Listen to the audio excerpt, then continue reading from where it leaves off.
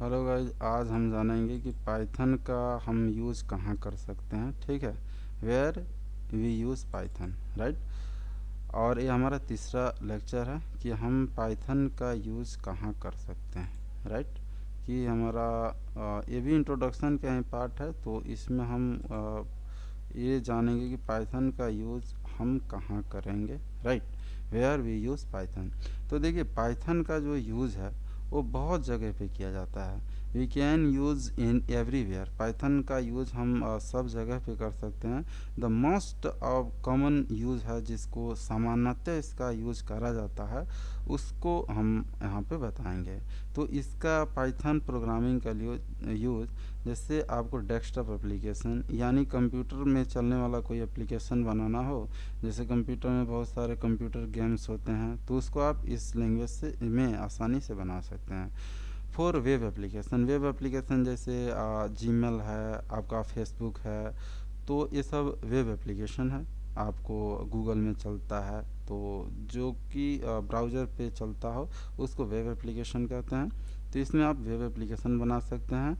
For developing database application, database application का मतलब होता है जैसे माई एसक्यूएल हुआ, ओरेकल हुआ, पोस्टग्रेस हुआ, एमडीबी और मैंगो डीबी हुआ। इस तरह का एप्लीकेशन भी आप इस लैंग्वेज में बना सकते हैं। देखिए, अब जो मैं बातें बोल रहा हूँ आपको, जैसे मैंगो डीबी, माई एसक्यूएल, ये सब बातें नहीं समझ में आ रही है, तो एक डेटाबेस है, आप मेरे सीरीज को फॉलो करते रहिए। जैसे जैसे ये मेरा तीसरा सीरीज है, और फॉलो करते रहिए, आपको ईच एंड एवरी चीज़ें समझ में आएंगी।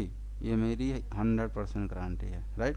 जैसे फॉर नेटवर्किंग प्रोग्रामिंग का जैसे सॉकेट प्रोग्रामिंग हो गया, उसमें इसका यूज़ करा जाता है। ठीक है।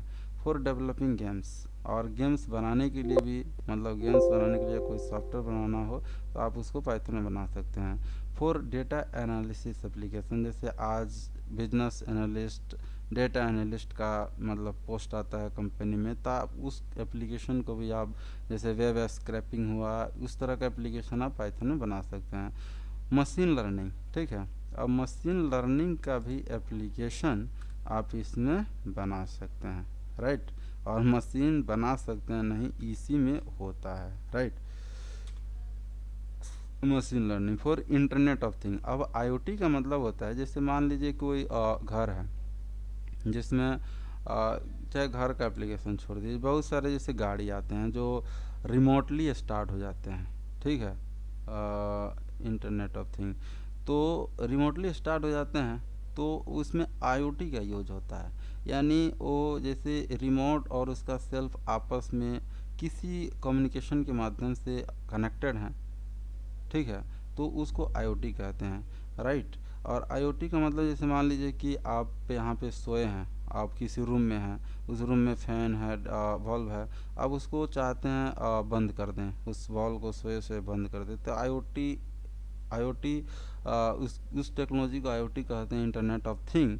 तो उस तरह का एप्लीकेशन भी आप पाइथन में बना सकते हैं। ठीक है। अब internally Google and YouTube use Python coding. अब इंटरनली जो जैसे गूगल आप यूज़ करते हैं, यूट्यूब आप यूज़ करते हैं, तो इनके इंटरनली का मतलब इनके बैकएंड में जो कोडिंग हुआ है वो पाइथन का ही कोडिंग हुआ है।